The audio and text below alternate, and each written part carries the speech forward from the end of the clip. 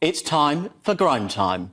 Absolutely. So, today's logic, folks. Setting fires is apparently now climate change. Wanting secure borders? Clearly racist. Biological definitions don't seem to matter anymore. Women can have a penis. Britain played a pivotal role in ending the slave trade, and now we apparently owe reparations. That's what they say. And it's totally acceptable to question an election result, only if it involves Brexit or Hillary Clinton.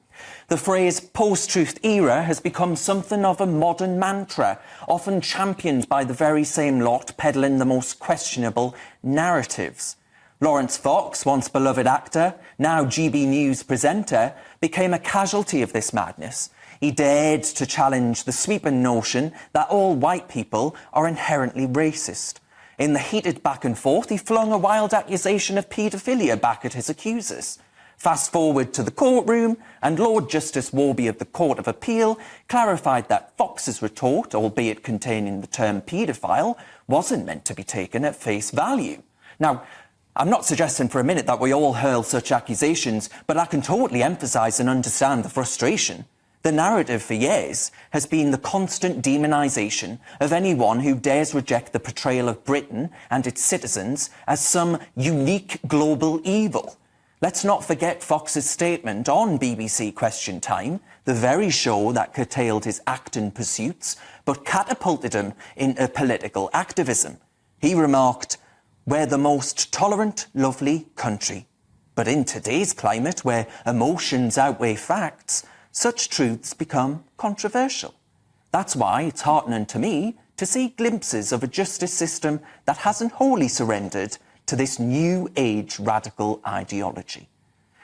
Alex, I want to start with you. Now, you must be of the view that this is a good thing. I mean, how many times have you been accused of such things?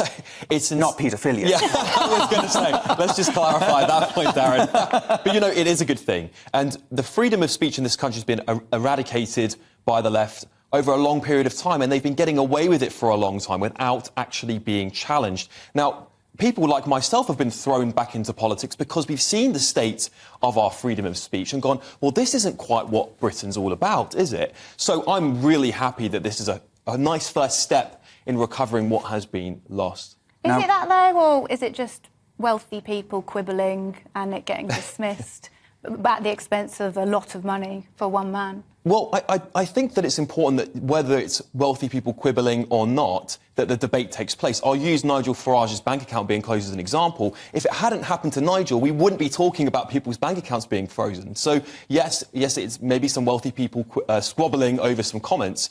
However, the premise of their argument is extremely important. At the same time, we're locking down on protests, making it harder than ever for people to have freedom of speech, putting people in prison for just saying their opinions on the street. So I'm not sure that this is a victory of freedom of speech. If people are gluing their behind to the road, then they're getting arrested. Well, they're not even getting the chance to do that now, are they? Well, yes, but they're not getting arrested for their speech. They're getting arrested for blocking a road. But Darren, you must have been quite chilled during the coronation when some people they thought were anti-monarchy protesters were arrested for no apparent reason. Surely, as someone who believes in free speech and freedom of expression, that should concern you and everyone on this panel. Well, look, I think in that moment, you know, I don't know what the police intelligence was saying. I have absolutely no background clearly on wrong. that. Well, that's a... And innocent women got put in prison. You know, I'm not here as a representative of His Majesty's police force, but I am here as someone that gets accused of being racist, of being some kind of swivel-eyed bigot,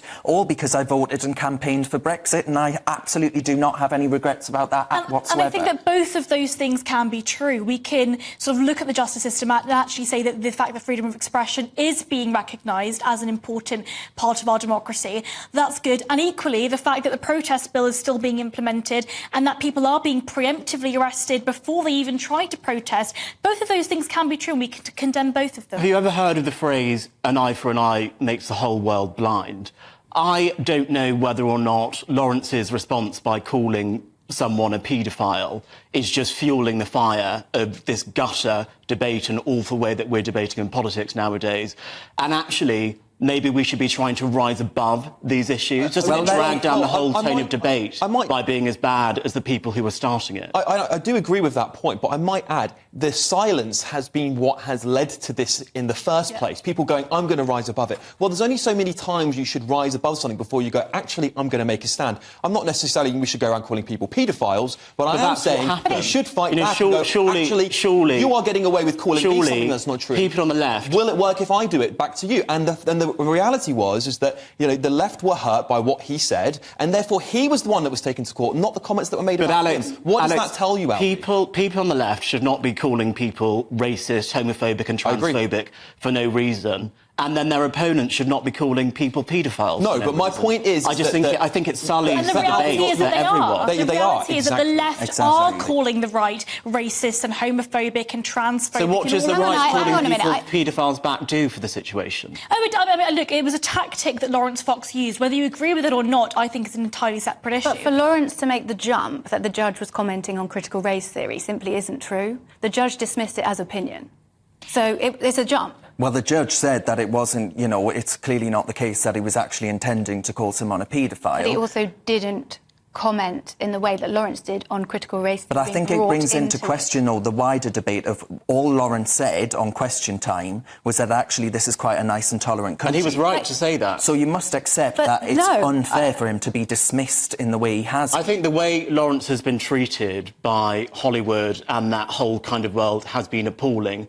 I just don't know that the response is to be as horrible back to the people that were horrible to Laurence. And that's really all. quite I just think we've lost a sense of being polite and having manners, and I wish more people had good manners in politics. Whatever happened to manners? I love good manners, Albie, but I do not like being called a racist. I don't like being called homophobic, and I get those comments constantly. And if I'm going to sit there and rise above them all the time while they get away with it, where does the turning point happen? You have to fight back. That's the question. We do have to fight back. Well, I'm a big believer in fighting back. I mean, I'm sure the audience know that.